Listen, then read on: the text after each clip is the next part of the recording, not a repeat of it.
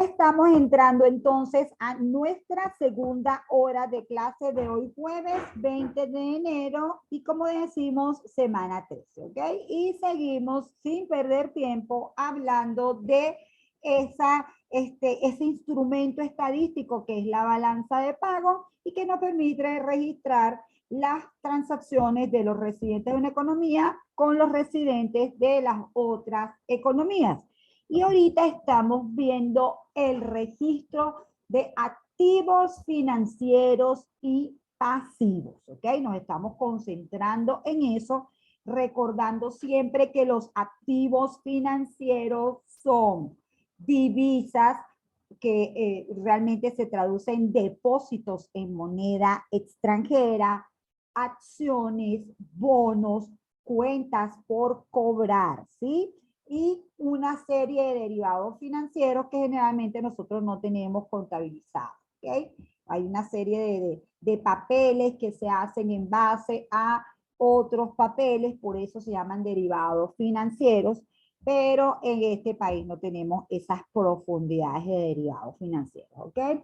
Y hemos dicho entonces que la cuenta capital y financiera se divide en dos grandes cuentas, la capital, donde están las transferencias, no las transacciones, sino las transferencias de capital, incluida la condonación de deuda, y que también está el registro de activos intangibles, o sea, el registro de lo que vale la patente, la regalía, la franquicia, ¿ok?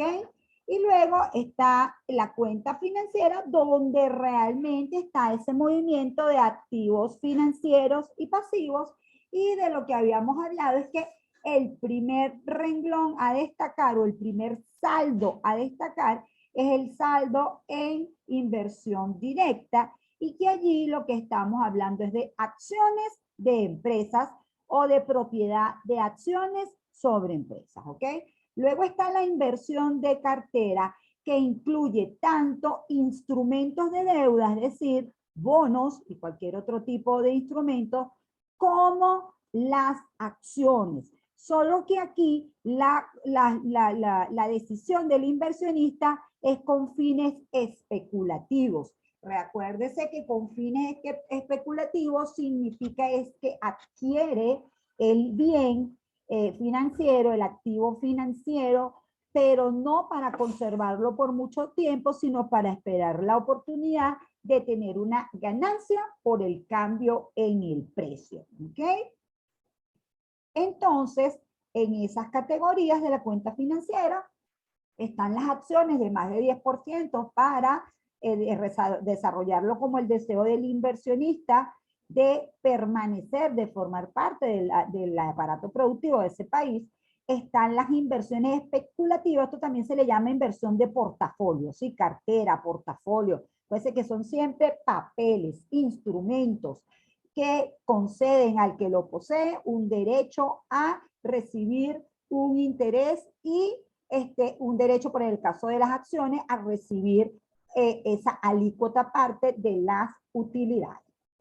Luego, lo que no sea ninguno de esos dos va aquí en otra inversión. Es decir, los depósitos, los créditos, las cuentas por cobrar, las divisas, toda esa parte va aquí en otra inversión. Por eso es que otra inversión es la compra-venta de activos financieros distintos a las acciones y los bonos. En países como Venezuela, pues realmente esta es la cuenta que tiene más montos, que tiene más movimiento, porque está la cuenta de depósitos, porque está la cuenta de créditos y porque está la cuenta de cuentas por cobrar, ¿ok? Entonces, bueno, vamos con más calmita a lo que hemos hablado. Entonces, recuerden, cuenta capital y financiera, adquisición de activos financieros netos y emisión de pasivos netos.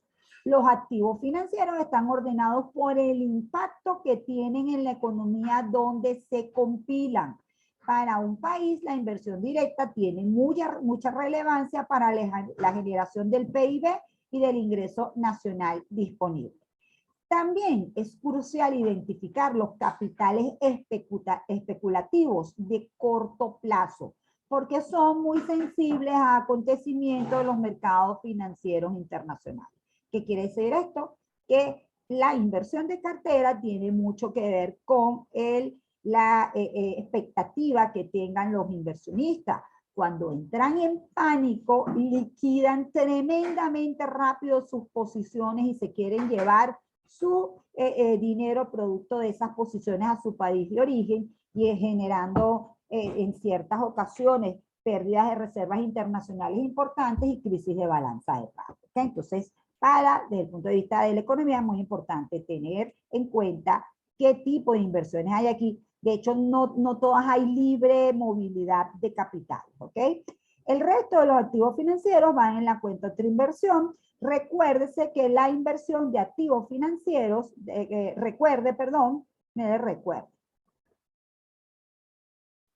yo siempre digo recuérdense y es recuerden. Eso es una muletilla que me quedó de muchacha. Recuerde que la inversión en activos fijos, que son las maquinarias y equipos, edificaciones, son siempre de la economía residente. Era un poco lo que les estaba adelantando antes. O sea, el dueño de un apartamento, un venezolano que sea dueño de un apartamento en Nueva York, realmente se crea una figura ficticia de inversión. Y el apartamento forma parte de la inversión de capital en ese país, porque él está allí en ese país. Igual pasa con las maquinarias y equipos y con las edificaciones, o sea, con ese tipo de cosas. Así como yo les decía que la empresa como entidad mercantil es de esa economía. Entonces, lo que recibe el dueño del factor productivo es un ingreso por esa posesión de activo o de pasivo financiero. ¿Ok? Entonces, veamos otra vez con detalle la cuenta capital. En la cuenta capital están las transferencias de activos financieros o reducción de pasivos sin que se pague por ello. Incluye además activos intangibles como las patentes. Un ejemplo es la condonación de deuda de los acreedores a gobiernos de países con problemas de ingreso. En cambio, la cuenta financiera, a diferencia de la cuenta capital, aquí los movimientos de activos financieros y de pasivos son transacciones. Se paga por ellos. Es decir, se registran casi la totalidad de las operaciones porque las transferencias de capital son montos muy pequeños. Los activos financieros corresponden a instrumentos adquiridos por nuestros residentes que eran propiedad de residentes de otros países, y los pasivos representan deudas contraídas por los residentes frente a no residentes. Estamos hablando de acciones, de cuentas por cobrar o pagar, de títulos de deuda, de depósitos de ahorro a plazo, entre otros. ¿Ok? Entonces, aquí van, déjenme enseñarles la estadística para que vean de lo que se trata. La cuenta capital y financiera, por un lado va a tener la cuenta capital, fíjense que ni siquiera está desagregada y no tiene monto. La cuenta capital y financiera va a estar desagregada, estos van a ser los saldos, así como están los saldos en la cuenta corriente. Aquí los saldos son saldo en inversión directa, saldo en inversión de cartera y saldo en otra inversión, ¿ok? Y por supuesto, esto no incluye los activos de reservas, ¿ok? Entonces, eso es lo que estamos diciendo aquí, que aquí tenemos la inversión directa, la inversión de cartera y la otra inversión. Luego tenemos los errores y omisiones, que ya saben, lo ideal es que el resultado o saldo de la cuenta corriente sumado al saldo de la cuenta capital y financiera se hace exactamente igual al monto de los activos de reserva. Pero en la práctica, las discrepancias en la recolección de información, debido a que son muchas fuentes, no permiten que eso sea así. Por ello, se creó una partida de errores y omisiones, la cual se convierte en la cuenta de cuadre de la balanza de pago. ¿Ok? Y, por supuesto, debajo de la línea va a estar la cuenta de reservas internacionales netas, comprende los activos financieros internacionales del sistema bancario, ¿ok? Los que están en el sistema bancario, no los que son propiedad de residentes, sino los que están en el sistema bancario en manos del Banco Central. Y obviamente menos las obligaciones que estos tengan. ¿De qué estamos hablando? Lo hemos dicho en otras oportunidades, del oro monetario, de las divisas, de los depósitos en el extranjero y de los derechos especiales de Chile. ¿Ok? Entonces, otra vez todo en una sola columna, ¿Qué significa eso?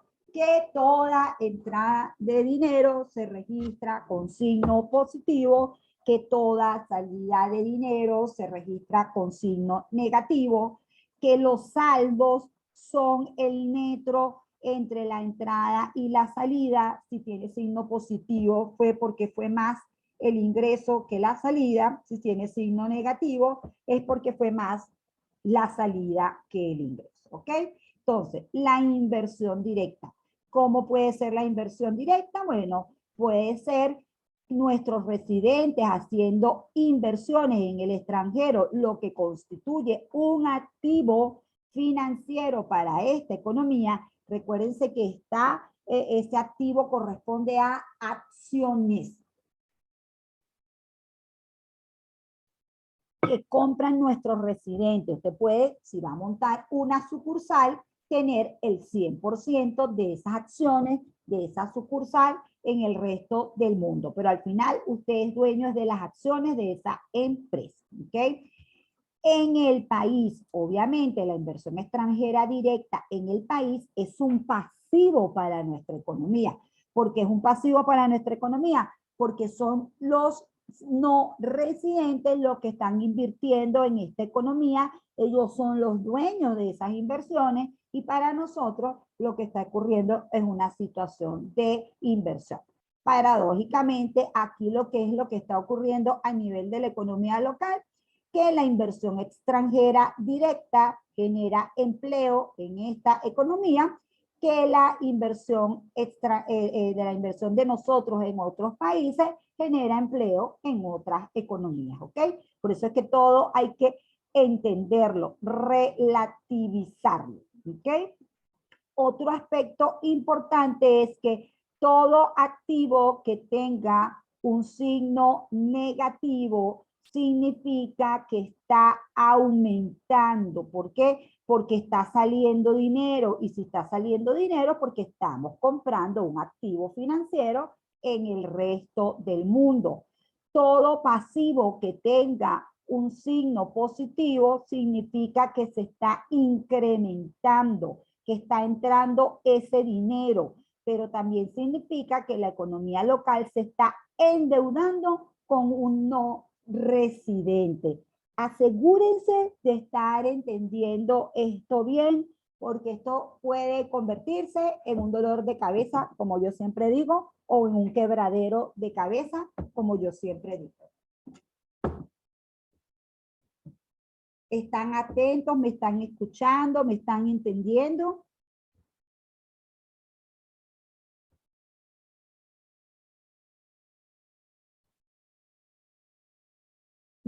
Obviamente los detalles de los que suceden en estas cuentas los conocen los que compilan estas cuentas y ellos hacen unos informes y nos explican los movimientos.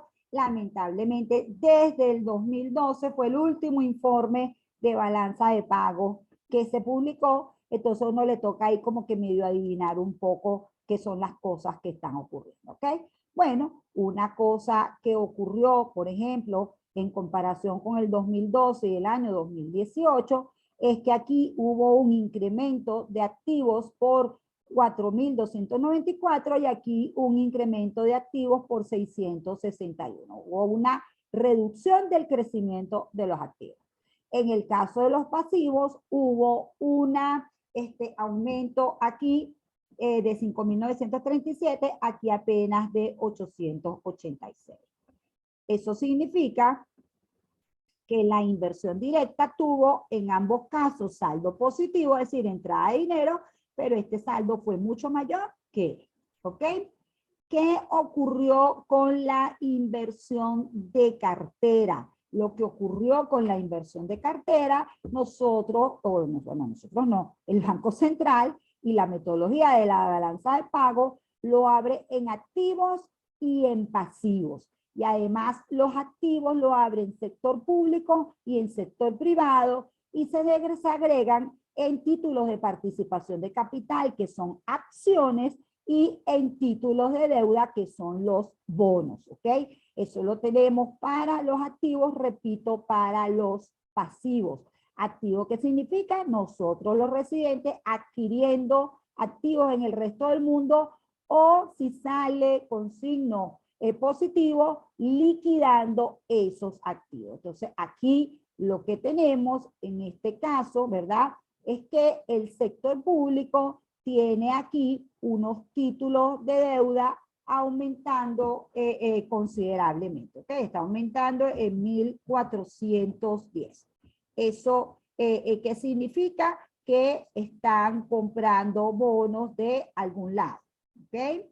En el caso del sector privado, fíjense que los montos aquí son bastante modestos. ¿Okay? No hay mayor inversión de cartera de parte de los residentes. Y en el caso del sector público, pues tampoco, a excepción de este caso puntual, pues tampoco los montos son muy elevados. ¿Ok? En el caso de los pasivos, que es emitir pasivo, ahí la cosa sí es muy distinta. El gobierno emitió deuda por 4.085 millones en ese momento. Esta es deuda nueva, ¿sí? En cambio, en el 2018 pagó un monto muy pequeño, pero pagó deuda por 46. En el caso del sector privado, pues tampoco hay mayores transacciones en el caso de los acciones y los bonos. Entonces, al final, la inversión de cartera, fíjense, también da positivo, también da entrada de dinero, pero en montos muy distintos, ¿ok? Vamos con la otra inversión y fíjense que no en vano le dije que era donde se registraban las mayores operaciones. También la otra inversión la abrimos en activos y en pasivos y en sector público y sector privado, y fíjense las máximas desagregaciones que ofrece la balanza de pago. A nivel de resumido, están los créditos comerciales, que son las cuentas por cobrar. Están los préstamos, que son los créditos otorgados, ¿sí? Estos créditos comerciales, acuérdense que son las empresas prestándole a sus clientes. En cambio, estos préstamos son créditos que se le concede a un tercero. Esta moneda y depósito, estamos hablando de los depósitos en el extranjero porque son un activo. Y este otro, bueno, obviamente todo lo que no sea ni créditos comerciales, ni préstamos, ni monedas, ni depósitos, ¿ok? Aquí tenemos igual el sector privado.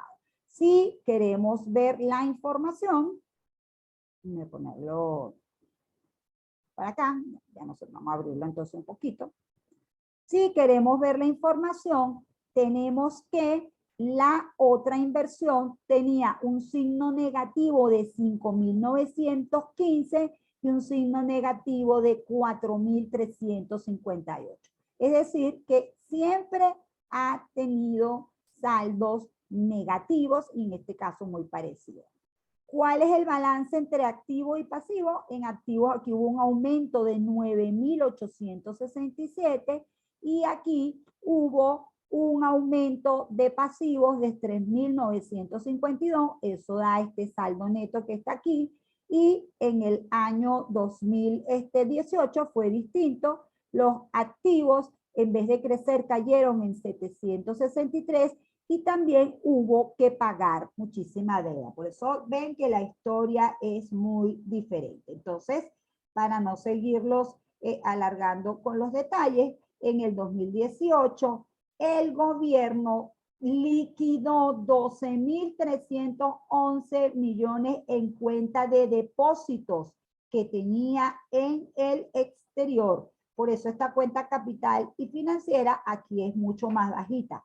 En cambio, esta es mucho más grande porque aquí en el 2018 lo que hubo fue un aumento de un pago de préstamos, y ¿qué otra cosa generó por aquí? Salida, ups, perdón, que me vino. Bueno, entonces Y tenemos en los pasivos los préstamos, ¿ves? Se cancelaron estos préstamos, que fue una tremenda salida de dinero, ¿sí? Básicamente eso es lo que explica este saldo que está aquí de 5.521. En cambio aquí, esto fue una salida, ¿verdad? En cambio aquí, esto fue una entrada de dinero. Dentro de esa entrada de dinero, pues obviamente hubo préstamos del sector público y en el caso del sector privado también recibió préstamos. ¿No lo ven? Entonces, bueno, estos son los grandes movimientos. Una cosa muy terrible que ha pasado durante mucho tiempo en Venezuela es que el sector privado registra aumentos considerables en sus depósitos en el exterior. Es decir, en los años de las gallinas gordas, lo que ha ocurrido es que el ahorro es mayor que la inversión y ese ahorro, pero eso no significa que es que la inversión fue muy buena y que generamos mucho ahorro, no, es que recibimos una renta petrolera inmensa, la mayor parte la dejamos en forma de ahorro y se sacaba hacia el exterior a depósitos en cuentas en el exterior y la inversión más bien era un monto modesto, ¿ok? Nunca hemos logrado a cabalidad, con satisfacción, es lo que fue la famosa siembra del petróleo, que significaba que íbamos a generar actividades económicas rentables que iban a permitir que creciera nuestro PIB per cápita año tras año. La verdad que aunque el gobierno hizo muchísimas inversiones, a pesar de que sí hubo todo lo que llamamos la inversión desde o la modernización de esa Venezuela de los años 20 hasta la Venezuela, hasta el año, digamos que 2014, sí ocurrió ese proceso de modernización, sí ocurrió ese proceso de inversiones, pero al final de cuentas, alguien cortó esos frutos y se llevó esos frutos para el exterior, ¿ok? Entonces, bueno, esa es la triste realidad que tenemos como país. Ven que la cuenta lo genera bastante bien. Fíjense que la cuenta de errores o omisiones al final da el negativo, quiere decir que lo que dejamos de contabilizar fueron salidas en vez de entradas. Y entonces, bueno, luego se hace, como le digo, la suma algebraica. Algebraica significa respetando el signo de la cuenta corriente, la cuenta capital y financiera, la cuenta de errores o omisiones, y nos da este monto que está aquí. Y por debajo de la línea el Banco Central ha recogido muy bien su cosa y entonces el banco tiene su movimiento de activos, ¿okay? Que lo hace con su movimiento cambiario, tiene su movimiento de pasivos y estos son sus montos de reserva. A ver, que estas reservas aquí den positivo 996, ¿significa que hubo aumento de las reservas o disminución de las reservas?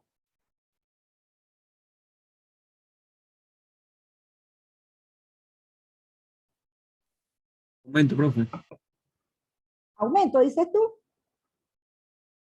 ¿Ah? Sí. Acabo de decir, y grábenselo, grábenselo, grábenselo, grábenselo, que si un activo en la balanza de pago tiene signo positivo, es una liquidación de activo. Que si un activo tiene signo negativo, es un aumento de activo. ¿Por qué ocurre eso? Piensen en qué ocurre con el dinero.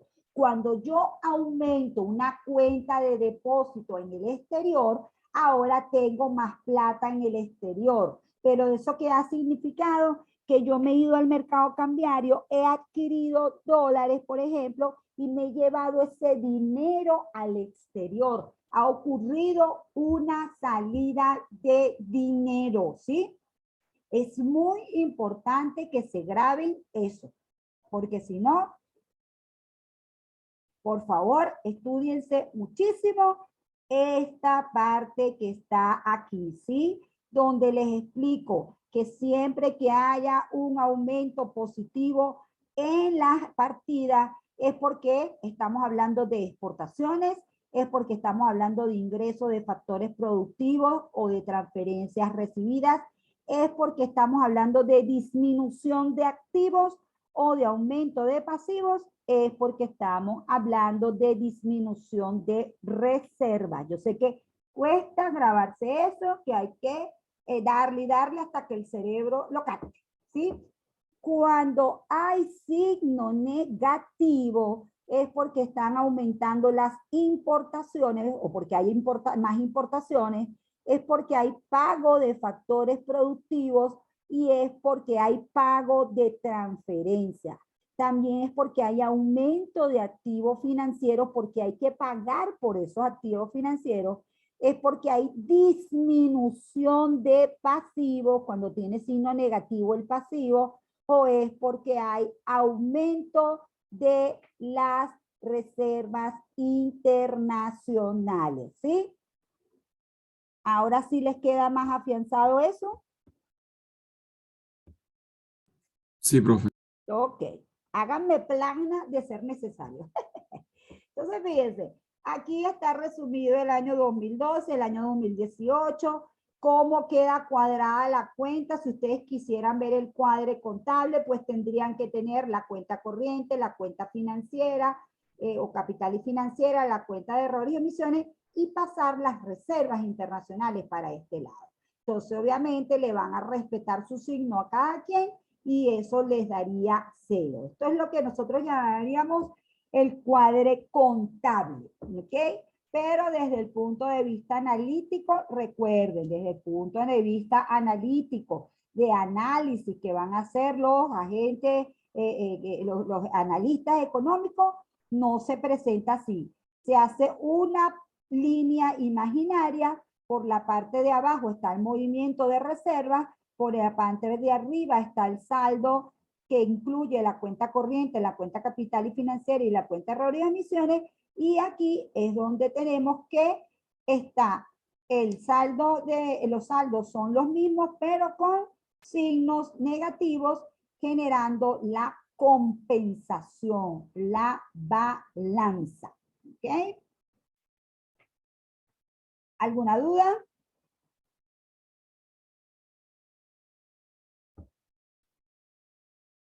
¿No?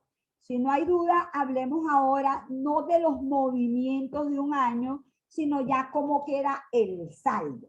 Y eso se recoge en un instrumento que se llama posición de inversión internacional. Vamos a enseñarle de una vez el cuadro para que entiendan, para que vean de lo que se entienda. Es los saldos, la cantidad de activos externos netos que tiene una economía. Aquí cuando hablamos de la palabra activos externos netos es porque los activos le estamos restando los pasivos, ¿ok? Y tenemos por un lado el sector público y el sector privado. Entonces, ya mencionamos que la cuenta corriente corresponde a los préstamos que los residentes de un país están otorgando o recibiendo del resto del mundo.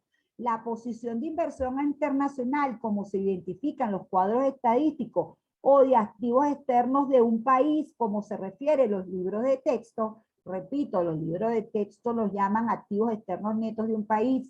En instrumento de balanza de pago lo van a conocer con el nombre de posición de inversión internacional. Allí lo que se va a registrar entonces es el saldo, ¿verdad?, de los activos descontados los pasivos. Por eso es que se llama posición de activos externos netos. Y entonces, ¿qué alimenta la posición de activos externos en un determinado año? Bueno, el saldo de los activos externos netos a principio de año, ustedes le van a sumar de manera algebraica el flujo de la cuenta corriente y eso va a dar la posición de activos externos netos de un país. Ya nosotros hemos visto otros dos grandes saldos en la economía. Hemos visto el stock de capital, ¿okay?, que es KT. Hemos visto la riqueza financiera, que es WT, y ahora estamos viendo la posición con el resto del mundo, que es la posición de activos externos netos, ¿ok? Si los activos son mayores que los pasivos, se dice que este país tiene una posición acreedora neta frente al resto del mundo, pero ya esto es como posición. Si por el contrario los activos son menores que los pasivos, el país tiene una posición de deudor neto. ¿Qué ha ocurrido en Venezuela en el periodo 2012, 2014, 2018? Bueno, los activos han tenido una reducción, digamos, no tan dramática, 286.164, 278.458 y 219.003. Esto era hasta el año 2018, ¿ok? ¿Qué había dentro de esto? Bueno, básicamente el sector privado no había perdido sus saldos de activos externos netos tanto, ¿sí? Es decir, tenía 160, 173, 143 en el 2018. El sector público, por el contrario, sí registra una reducción desde 126.000 a 75.000. Y lo que más recoge esto es la estruendosa caída del saldo de las reservas internacionales. Teníamos 29.890 de saldo, bajaron a 22.000 y en el 2018 eran 8.840. Sabemos que esto ha seguido empeorando. Luego, estos son otro tipo de activos financieros que tiene el sector público, ¿sí? Llámense créditos, llámense cuentas por cobrar, ¿ok? Cualquier otro tipo de activo financiero. En el caso de los pasivos, el sector privado nunca estuvo tan endeudado como el sector público y realmente ha bajado sus niveles de endeudamiento. En el caso del sector público, el sector público sigue bastante endeudado y ojo, este dato está tremendamente subestimado. Esto se calcula hasta en 200.000 millones, ¿ok? Así que estas cifras no se le cree mucho a esta cifra. El caso es que si estos son los montos activos y de pasivos, aquí estamos hablando que en términos netos, los activos externos han pasado de 138.323 ahorita digamos así, al 31 de diciembre del año 2018 eran 110.955.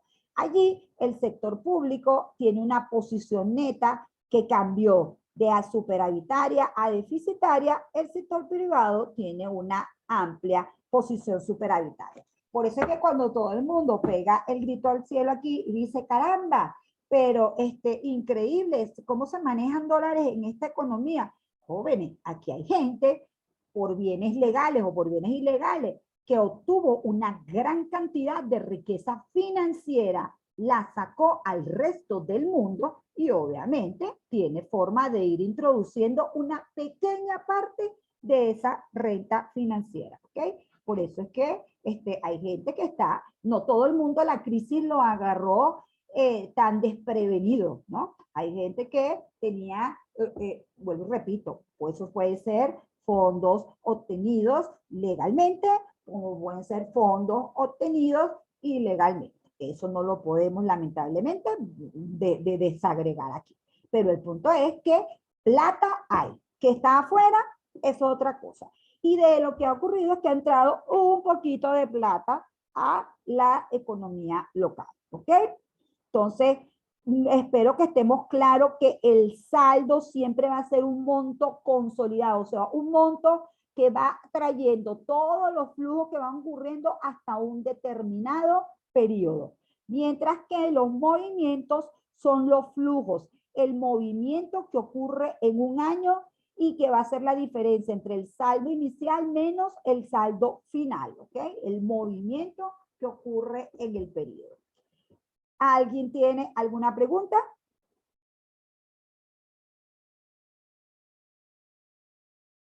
¿Comentario? ¿Duda?